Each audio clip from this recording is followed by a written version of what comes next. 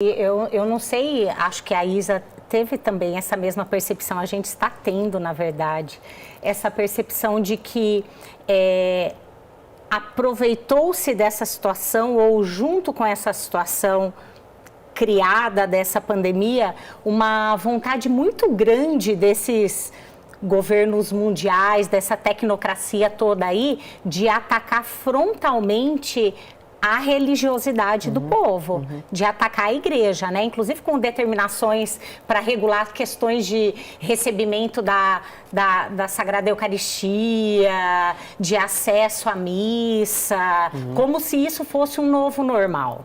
Né? Como se existisse um novo normal. Não, e coisas até complementando o que a Vivi está dizendo daí para o padre já falar, que assim, de deixar a gente participar dos sacramentos num momento muito posterior a outras coisas que já se podiam fazer, que eram muito mais de risco.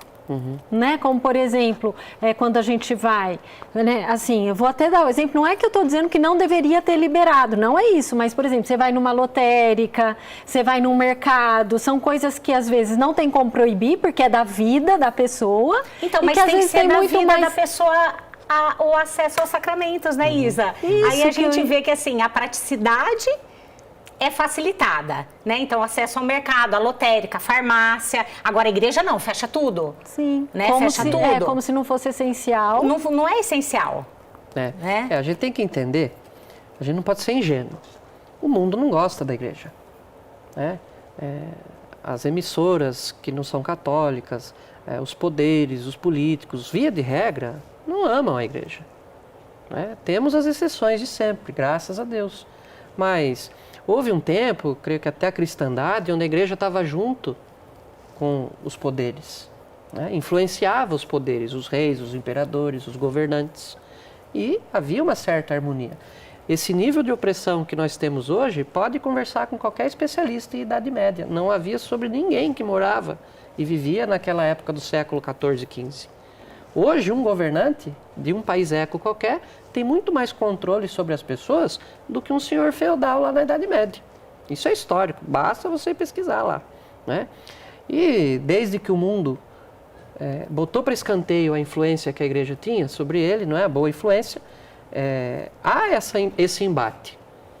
O mundo aproveita tudo o que pode para minar a igreja, sabotar a igreja, enfraquecer a igreja. Não é de hoje isso também. Isso vem de vários séculos já. E a gente não pode ser ingênuo. Há muitos poderes envolvidos, globalmente falando. Há muitos interesses. Vocês já estão cansados de ouvir falar da cultura da morte, da cultura do descartável. E para esses poderosos, a igreja é uma barreira. Nós somos uma peça a ser removida. Porque eles sabem que enquanto houver igreja, vai ter luta. Homens fortes. Vai ter homens e mulheres fortes para falar a verdade, para falar contra o aborto, para falar sobre a realidade do divórcio, que o mundo vende como algo bom, mas não traz nada de útil. Para falar de outras coisas que o mundo não quer ouvir. Enquanto houver a igreja, é algo a ser removido. Profeticamente, Jesus já tinha explicado isso. Odiaram a ele primeiro, odeiam a igreja hoje ainda. Perseguiram, mataram a Cristo, e é o que tentam fazer com a igreja. Fechar a igreja, tapar a boca da igreja, acabar com a igreja. Mas as portas do inferno não prevalecerão, as forças do inferno, né, não vão prevalecer sobre a igreja. Deus também nos sustenta, nos ajuda. Mas a gente não pode ter essa ingenuidade. Há sim, no meio disso tudo, a pandemia é aquilo que a gente chama de um gatilho. É um gatilho. É uma oportunidade, criada ou não, a história vai revelar, mas que está sendo aproveitado para mudar certos padrões no comportamento das pessoas, no nível de liberdade das pessoas, no jeito como as pessoas pensam e enxergam a vida, e no meio disso tudo, também tentar tirar a força da igreja.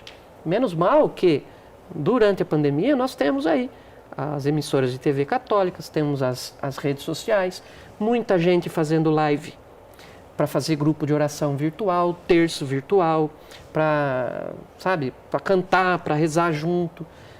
Se não fosse isso, né? Mas graças a Deus o Senhor nos permitiu essas ferramentas para que a igreja não fosse calada também.